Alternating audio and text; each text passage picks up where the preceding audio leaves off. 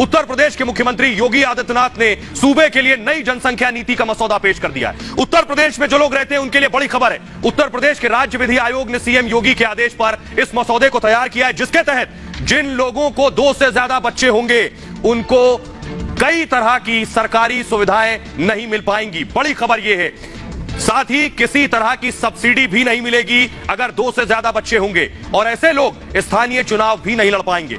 मसौदे के मुताबिक 2 से ज्यादा बच्चे वाले अभिभावक 77 तरह की, जी हां 77 तरह की सरकारी योजनाओं और अनुदानों का लाभ नहीं ले सकेंगे। जिन लोगों के 2 से ज्यादा बच्चे होंगे वो सरकारी नौकरी नहीं कर पाएंगे, यानी उन्हें सरकारी नौकरी नहीं मिलेगी। इसके अलावा जो लोग पहले से सरकारी नौकरी कर रहे हैं, देखिए जरा बड़ी खबर ये, अगर पहले से सरकारी नौकरी कर रहे हैं और बच्चे 2 से ज्यादा है तो उनके 2 से ज्यादा बच्चे हैं, उन्हें अब प्रमोशन नहीं दिया जाएगा।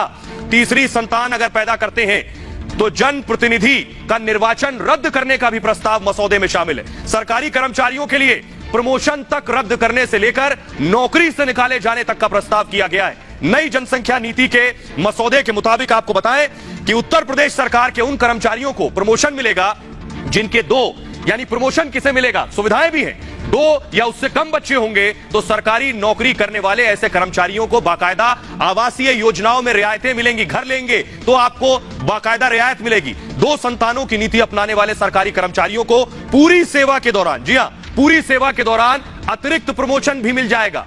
2 बच्चे पैदा करने वाले ऐसे लोग जो सरकारी नौकरी में नहीं है उन्हें भी कई तरह की छूट दी जाएगी। छूट में क्या क्या शुमार है देखिए जरा। अगर आपके 2 से ज्यादा बच्चे नहीं है तो आपको हाउस टैक्स में छूट मिलेगी, आपको होम लोन में छूट मिलेगी। योगी आदित्यनाथ सरकार ने ये बड़ा एक्शन है योगी का जनसंख्या नीति के जरिए। क्या क्या फायदे मिलने वाले हैं तो सवाल ये है, आपको बताने जा रहे हैं कि आखिर इसकी जरूरत क्यों पड़ी। जल्दी से आपको दिखाते हैं आखिर उत्तर प्रदेश में जनसंख्या नीति की जरूरत क्यों आन पड़ी है। देखिए जरा जल्दी से ग्राफिक दिखाएंगे।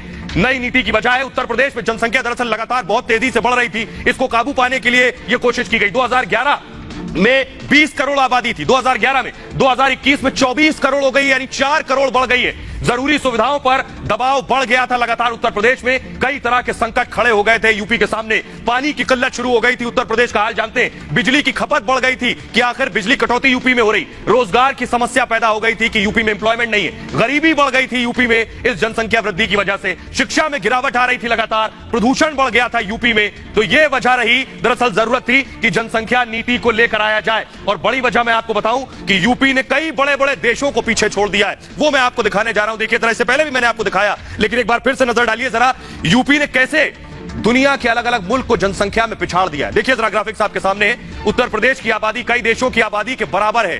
बेशक बराबर नहीं, मैं कहूंगा ज्यादा है। आप हैरान हो सकते हैं लेकिन ये एक सच्चाई है। देखिए जरा, उत्तर प्रदेश में 24 करोड़, उत्तर प्रदेश की आबादी आपके सामने देखिए जरा, 24 करोड़ यूपी में है। एक मुल्क पाकिस्तान, पड़ोसी मुल्क है, दूर जाने की जरूरत नहीं है, पाकिस्तान की आबादी भी यूपी से कम है। अगला देश लेकर आइए, 23 करोड़ पाकिस्तान की आबादी है। बांग्लादेश 16 करोड़, यानी उत्तर प्रदेश से कम आबादी बांग्लादेश की है, पड़ोसी मुल्क है। बांग्लादेश में 16 करोड़ आबादी है। तीसरा देश देखिए, ब्राजील की आबादी 22 करोड़ है, 22 करोड़, 24 करोड़ यूपी में, यानी ब्राजील से भी आगे है उत्तर प्रदेश। आपको सीधी और सरल भाषा में समझाते हैं, इससे फायदा क्या होगा। आपकी कितनी तनख्वाह है, 30,000, 40,000। देखिए क्या होता है दरअसल, आपको बताने जा रहे हैं, ये जान लीजिए कि यूपी में आबादी विस्फोट को रोकने के लिए नई नीति लाई जा रही है। उसमें क्या क्या है ये भी हम आपको बता दिया है, लेकिन अगर ये नई नीति आती है तो इससे फायदा क्या होगा, यह समझना जरूरी है। इसे समझाने के लिए आपको एक उदाहरण हम दे रहे हैं, जरा इसे समझिए। मान लीजिए कि 2 लोगों का महीने का वेतन है 40,000 रुपए। 2 परिवार आपको नजर आ रहे हैं, एक मेरे दाईं तरफ और एक बाईं तरफ। अगर दोनों की तनख्वाह है महीने की 40,000 रुपए तनख्वाह है, एक परिवार में सिर्फ 1 बच्चा है, दूसरे परिवार में है 3 बच्चे। अब जरा सोचिए दोनों परिवारों में कितना फर्क आ जाता है केवल बच्चों के आधार पर। जिस परिवार में 1 बच्चा है वो उस बच्चे को अच्छा खाना दे पाएंगे अगर 40,000 तनख्वाह है, बनिस्बत मुकाबले जिस परिवार में 3 बच्चे, उनको 40,000 में 3 बच्चों का पेट भरना होगा। लाजमी है कहीं ना कहीं खाने में कुछ ना कुछ कमी रह जाएगी।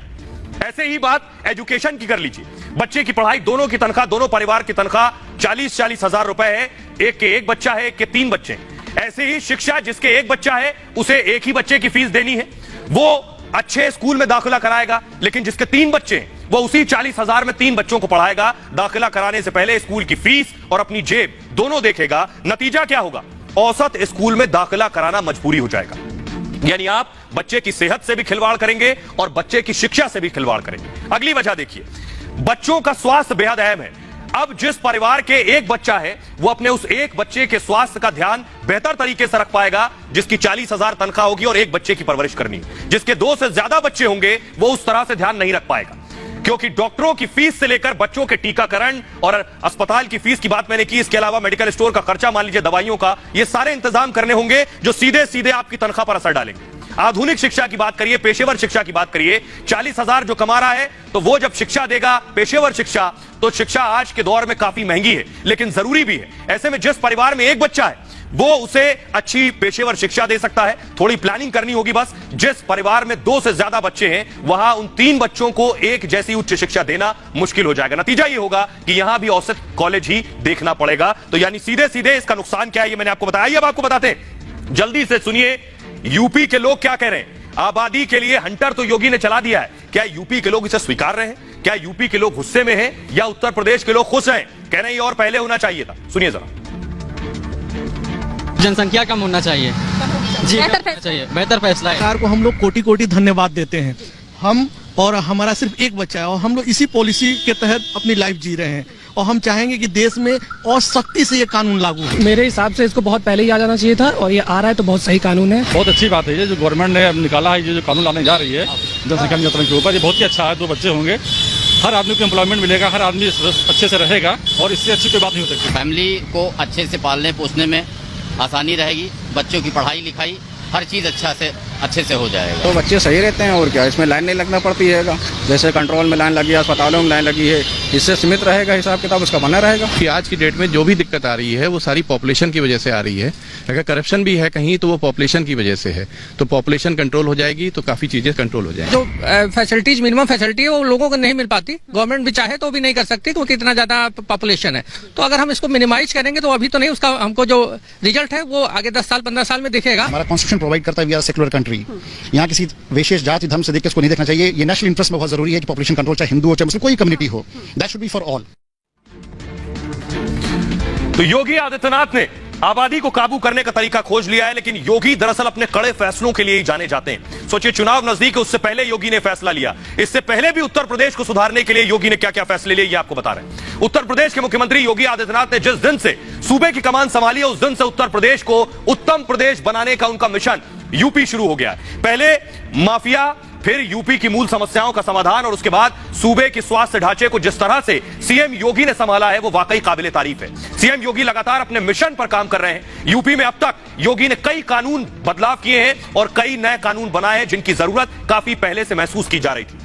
सीएम योगी के कार्यकाल में अब तक कौन कौन से बड़े फैसले योगी ने लिए ये मैं आपको बताने जा रहा हूं। पहला बड़ा फैसला योगी का था लव जिहाद कानून। लव जिहाद पर लगाम लगाने के लिए योगी आदित्यनाथ कानून लाए। इसके अलावा गोवध अधिनियम योगी आदित्यनाथ लेकर आए। इसके बाद अवैध बूचड़खानों पर रोक लगाई और साथ ही साथ हिंसक भीड़ रोकने का कानून लाए।